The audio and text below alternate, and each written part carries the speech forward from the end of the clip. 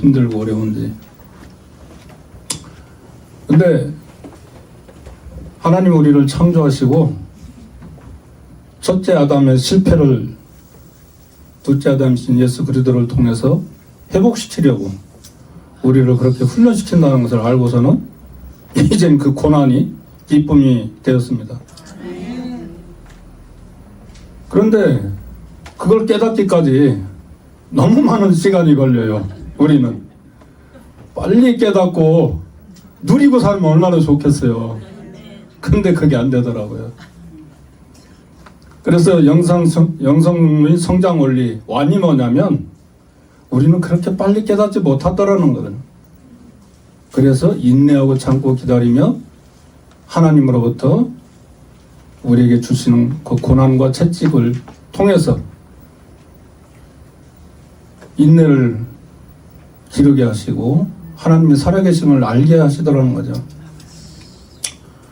우리가 지금 선악과의 저주를 끝내고 생각 다스리기, 육성 죽이기, 영의 속성 살리기를 통해서 또 우리가 어디 와 있는지, 내가 애굽의 단계인지 광야의 단계인지 가나안의 단계인지를 점검해 봤어요. 근데 그 모든 과정 가운데 있는 것이 영성 성장의 원리 때문에 그렇다는 거죠. 가나안의 삶을 누리기 위해서는 우리는 어떤 과정을 거쳐야 된다는 겁니다.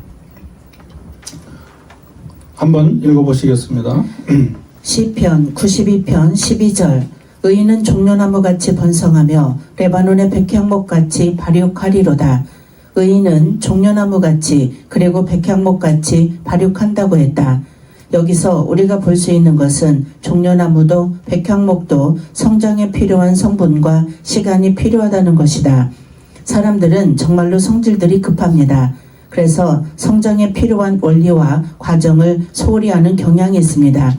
오늘은 영성 성장 원리에 대해서 설명하고 이 원리를 적용하는 시간을 가져보겠습니다. 네, 우리는 성경 구약을 통해서 우리의 선진들을 통해서 그들이 어떻게 살아왔는지를 알고 있습니다. 아브람과 이삭과 야곱과 요셉과 다윗과 그리고 신약에서는 사도 바울이 다 훈련을 거쳤다는 것을 알고 있어요. 저 역시도 40년 동안 어려서 하나님을 알고 믿었지만 목표가 없었어요. 근데 하나님은 계속해서 우리에게 말씀하시더라는 거죠. 그것이 언약 백성이라는 거죠. 하나님이 약속하신 것은 반드시 지킨다는 건데 이 인간들이 믿지를 않아요. 첫째 아담의 저주를 받고 태어났기 때문에 믿지를 않는 거예요. 아브라함도 수십 번을 만나줘야 그때서 믿었고 우리 역시도 마찬가지죠. 계속 우리에게 말씀하시지만 아닌데요. 왜 이렇게 힘들어야 돼요? 그냥 좀 평택 가면 안 돼요? 그리고 우리는 우리의 목표라는 것이, 가치관이라는 것이 잘못 형성되어 있더라는 거죠. 어려서부터. 다음 읽어보겠습니다. 첫째, 영성 성장의 첫 번째 원리는 무엇일까? 그것은 성장에 대한 목표를 분명히 하는 것이다. 사람의 목표가 영성 성장이다. 영성이 발전하고 깨어나는 만큼 영이신 하나님과 교제할 수 있으며 주를 알아가게 된다. 인생의 존재 목적 자체가 영의 성장이며 그것이 천국에서의 삶을 준비하는 것이며 우리가 이 땅에 온 목적이다. 영성 성장이란 애매한 것이 아닙니다. 그것은 은사 몇 가지 체험하고 신비 체험 몇 가지 하는 것이 아닙니다. 그것은 영혼의 기능이 눈을 뜨는 것이며 발전하는 것입니다. 은사란 하나의 기능과 같은 것입니다. 그것은 성장과는 다릅니다. 예언이나 치유나 방언이나 기적의 은사와 같은 것은 외형적인 것입니다. 그것은 성장 속에서 나타나는 것으로 그것은 이 땅에서 한시적으로 사역을 위해 필요한 것입니다. 영원한 세계에선 그러한 기능들은 대단한 것으로 인정받지 못합니다. 예, 저나 여러분이나 똑같이 아마 그런 과정을 겪으셨을 거예요. 뭐 은사 받고 방언하고 뭐 능력을 행하면 그게 영성인 줄 알고 온갖 곳을 다 쫓아다니고, 예, 그거 막 방언 통변까지 막 받으려고 애를 쓰는 그런 삶을 살아본 적이 있어요. 근데 그것은 저 밑에 단계라는 거죠. 애굽의 단계. 하나님을 알게 하는 단계로 했던 거예요. 그래서 우리는 이 영성 성장에 대한 목표를 분명히 해야 됐는데 거기다 뒀더라는 거죠. 예. 우리 영성 성장의 목표가 뭐예요? 가난해서 누리는 거잖아요. 하나님과 함께 동행하는 거잖아요. 내가 주님 안에, 주님이 내 안에, 주님의 말씀이 내 안에 있으므로 주님과 연합해서 살 수 있는 건데 그게 목표가 아니었어요. 주님을 이용해서 나의 이익을 취하려고 하는 삶을 살았다는 거죠. 그러면서 나는 의인인 척 그렇게 살았던 거죠. 저도 어려서부터 하나님 알았기 때문에 죄는 짓질 않았어요. 시키는 대로 순종하고 잘 따랐죠. 그래서 저도 의롭다고 생각했는데 사람들이 순하다고 그래요. 제 피가 O형인데 사람들이 저보고 O형이라고 하네요. 말도 없고 온순하고, 근데 꼭 참다가 한번 성질 내면 그때 무섭고 한번 폭발하면 그게 이제 힘든 거죠. 또 읽어보겠습니다. 중요한 것은 그의 심장, 그의 마음이다. 그의 영격이 얼마나 발전하였는가 하는 것이다. 그 영에서, 심장에서, 마음에서 사랑과 자비와 모든 풍성함과 아름다움들이 흘러나오게 됩니다. 그것이 성장의 수준을 보여주는 것입니다. 그 수준만큼 그는 주님의 통로가 되며 주님과 연합하게 됩니다. 신앙생활을 오래 하고 교회에 오래 다닐수록 영적으로 성장하고 주님과 좀 더 깊은 연합에 이룰 수 있다면 얼마나 좋을까? 하지만 현실을 보면 영이 자라는 것과 신앙 경력과는 별 관계가 없다는 것입니다. 네, 저도 이걸 뼈저리게 느꼈습니다. 농구 감독 어떤 분이 농구 하는데 나오셔서 그 말씀하더라고. 야, 생각만 하지 말고 마음으로 좀 느껴라. 응? 듣지만 말고 마음으로 생각을 좀 하라는 거예요. 답답해 죽겠대요. 그 감독님이 강한 말씀을 듣지는 않았을 텐데 아주 적절한 말씀하더라고요. 듣지만 말고 마음으로 생각 좀 해보래. 어떻게 해야 잘할 수 있는지. 그래서 신앙생활을 오래 했다고 해서 영성이 뛰어났냐면 아니더라고. 제 주변에서 너무나 많이 봤어요. 그래서 우리가 가난에 있는가 싶으면 악은 아이성 전투에서 패했던 것처럼 물질에 또 붙잡혀 있어요. 그래서 우리는 언제든지 쓰러질 수 있는 연약한 존재라는 거죠. 모세가 40년 동안 미디안 광야에서 모든 것을 내려놓고 절망 가운데 있을 때 하나님 만나주시는 것처럼 저도 그렇게 해서 하나님 만났어요. IMF 때 그냥 완전 쫄딱 사면초가 돼가지고 아무것도 없이 이제 절망하고 죽을 수밖에 없는 단계까지 저를 떨어뜨렸습니다. 그때 회개하고 하나님 만나게 되었던 거죠. 또 읽어보겠습니다. 두 번째, 영성 성장의 두 번째 원리는 무엇일까? 그것은 간절함이다. 하나님의 말씀으로 순종하기 위해 살아온 지난 시간들을 돌아보면 참으로 간절한 마음으로 이 말씀에 순종하기 위해 필사의 노력과 인내 그리고 한결같은 마음으로 걸어왔던 것을 볼 수 있습니다. 우리에게는 간절함이 필요합니다. 이 간절함이 두 번째 영성 성장의 중요한 원리가 됩니다. 네. 제가 망하고 나니까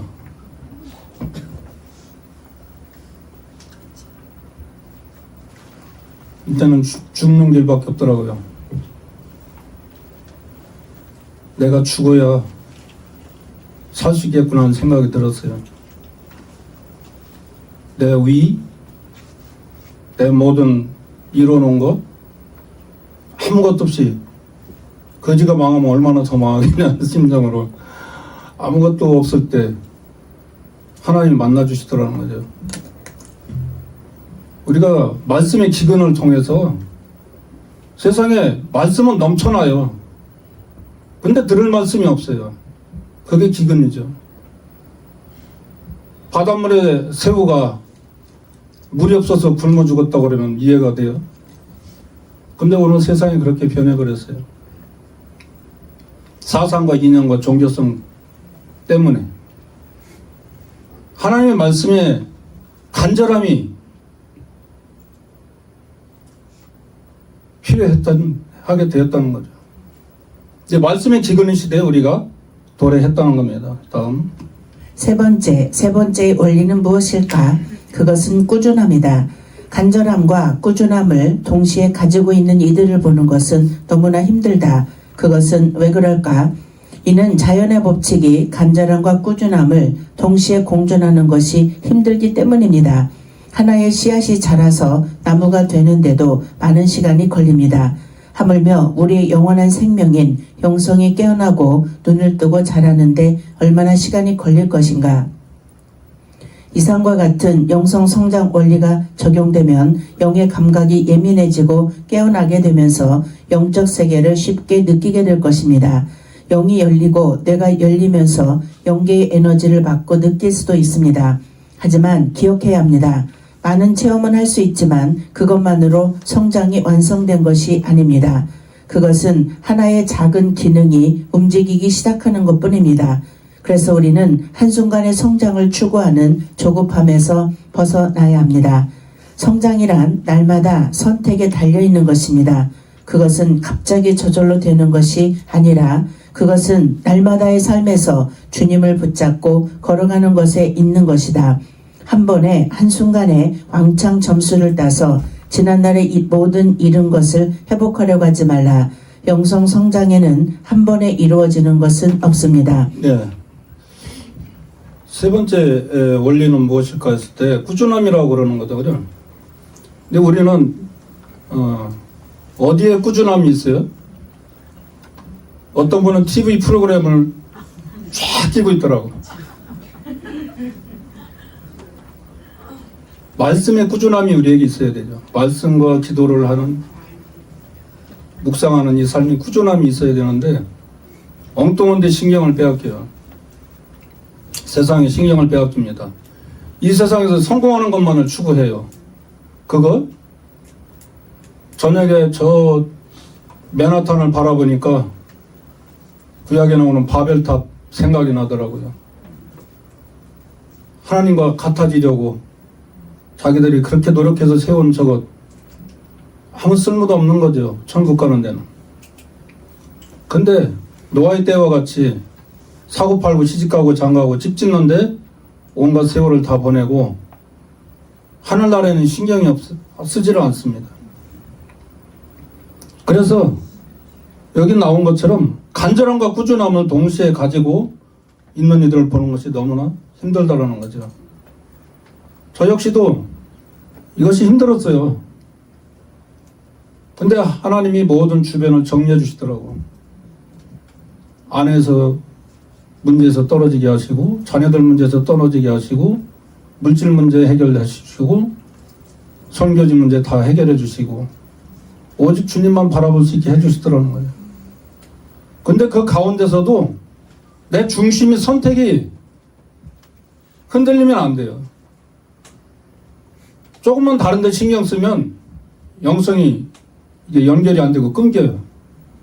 그 목사님은 저는 이해를 해요. 왜? 다른 잡생각이 들어오면 영성이 흐트러져요. 그래서 말씀과 이 기도에 집중을 하면 이 강의를 따로 연구할 필요가 없어요. 새벽 말씀에 이 강의와 연결이 돼버려요. 그래서 영성을 계속 유지할 수 있더라고요. 근데 우리의 목표가 세상 성공에 있다고 그러면 말씀에는 멀어지는 거예요. 우리는 성공이 아니라 신앙의 정립이고 영적 승리란 말이에요. 저도 그걸 위해서 늘 고민을 하는 거죠. 때로는 저도 물질 문제, 애정 문제, 여러 가지 문제들이 저한테도 있어요. 근데 그것을 저는 자꾸 떠나보내는 거예요. 내 머릿속에서. 왜? 내가 염려한다고 되는 것이면 죽도록 염려를 해야 되죠. 근데 염려해서 되는 게 하나도 없더라고요. 내일 일은 아버지한테 맡기면 돼요. 무조건 말씀에만 순종하는 것. 예수님이 이 땅에서 오신 일이 뭐냐? 첫째 아담이 실패한 그것을 자기 몸으로 직접 실천해서 우리에게 보여줬어요. 모본을 보여줬어요. 어떻게 되는지. 아버지가 말씀하시지 않은 것은 행한 것이 하나도 없다라고 말씀하시면서 죽기까지 순종을 했더라는 거죠. 우리도 그 삶을 살기를 원하는데 우리는 그 삶을 안 되라는 거죠. 그래서 우리는 꾸준히 간절함과 목표를 가지고 살아야 된다라고 오늘 고영민 목사님은 이 8강에서 말씀하고 계신 거예요. 우리는 모두 날마다 십자가를 기쁘게 지고 그 속에서 조금씩 주를 선택합니다. 감사를 선택하고 사랑을 선택하고 아름다움을 선택합니다. 그렇게 1년 우리는 걸어갑니다. 그렇게 걸어간 세월이 우리를 만들고 우리의 영혼을 만들고 우리의 영성을 형성합니다. 그래서 영성 성장에 조급한 마음을 품지 말아야 합니다. 이것이 정말 존귀한 보화라면 끝없이 날마다 사모하고 추구하고 또 사모해야 합니다. 그렇게 하루하루 순종하다 보면 우리들은 도달할 수 있을 것입니다. 그리고 우리가 가는 길이 처음엔 어렵게 느껴져도 가면 갈수록 그 길이 어렵지 않고 재미있으며 즐겁고 행복한 길이 되는 것을 느낄 수 있을 것입니다. 예. 로마서 12장 2절에 보면은 세상을 본받지 말라고 써 있더라고요. 그리고 마음은 새롭게 함으로 변화를 받아 하나님이 선하시고 기뻐하시고 온전한 뜻이 무엇인지 분별하라고 말씀을 하고 있어요. 그러니까 우리는 선택을 늘 해야 되는 거죠. 어떤 게 하나님 뜻이 옳은 것인지. 어떤 일이 우리 앞에 닥쳤을 때 선택에 기로했을 때 나의 생각으로 하면 항상 실패해요. 근데 하나님 말씀을 붙잡고 하나님의 뜻을 따르면 문제가 없어요. 이건 아닌 것 같은데 지나고 보면 그게 옳아요. 근데 내 방법대로 했을 때 잘못되면 어휴 바보 같은 놈. 또 하나님 말을 안 듣고 엉뚱한 짓거리 했구나. 이렇게 깨닫게 되더라고요. 그래서 그런 과정을 자꾸 거치면서 이 종려나무나 백향목이 자라듯이 우리 영성이 자라나게 된다는 거죠. 아멘. 우리의 체험과 경험이 필요하고 현장이 필요하다라고 고 목사님 말씀하신 거죠. 그래서 우리가 이 말씀을 우리가 강의를 하면서 자기 스스로가 느끼고 생활을 변화를 일으켜야 되는 거죠. 끊임없이 자기를 단련시켜야 되는 거죠. 결과적으로